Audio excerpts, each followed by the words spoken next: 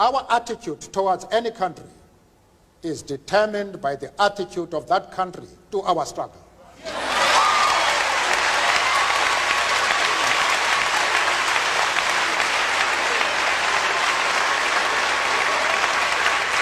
Oh boy, Nelson Mandela of South Africa, one of the greatest men not just in African history but on global stage.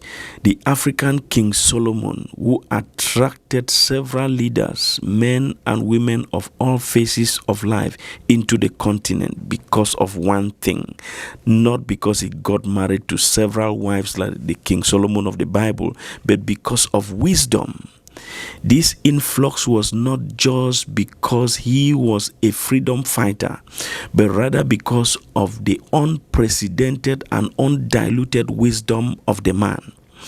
On this episode, a man tried to humiliate him and discredit him as a freedom fighter based on his association and relationship with Gaddafi of Libya and Fidel Castro of Cuba.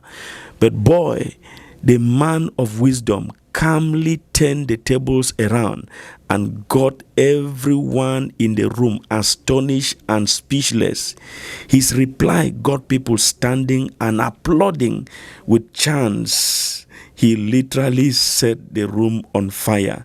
This is in the archives of history for generations. Watch this.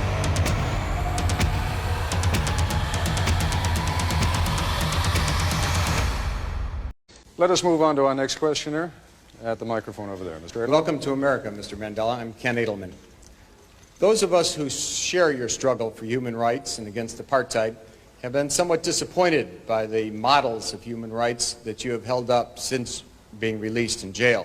You've met over the last 6 months 3 times with Yasser Arafat, who you have praised. You have told Gaddafi that you share the view and applaud him on his record of human rights and his drive for freedom and peace around the world. And you have praised Fidel Castro as a leader of human rights and said that Cuba was one of the countries that's head and shoulders above all other countries in human rights, despite the fact that documents at the United Nations and elsewhere show that Cuba is one of the worst. I was just wondering, are these your models of leaders of human rights? And if so, would you want a Gaddafi or an Arafat or a Castro to be a future president of South Africa? One of the mistakes which some political analysts make is to think that their enemies should be our enemies.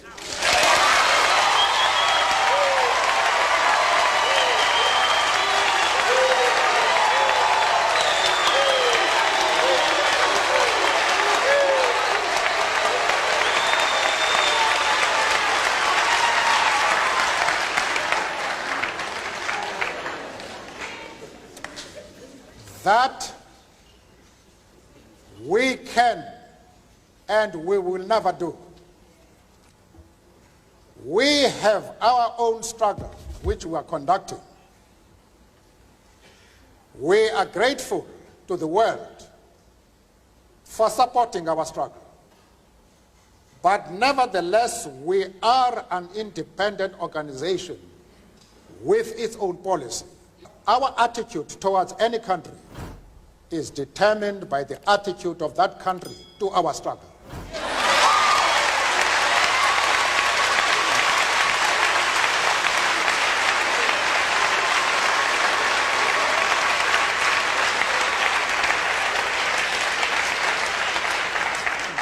Yasser Arafat, Colonel Gaddafi, Fidel Castro support our struggle to the hilt.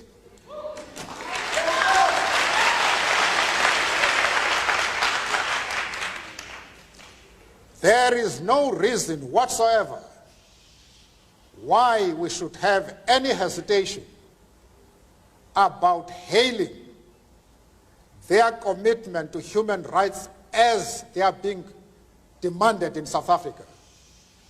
Our attitude is based solely on the fact that they fully support the anti-apartheid struggle. They do not support it only in rhetoric.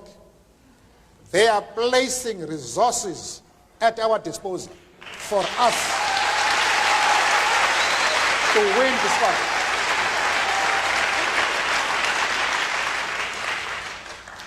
That is the position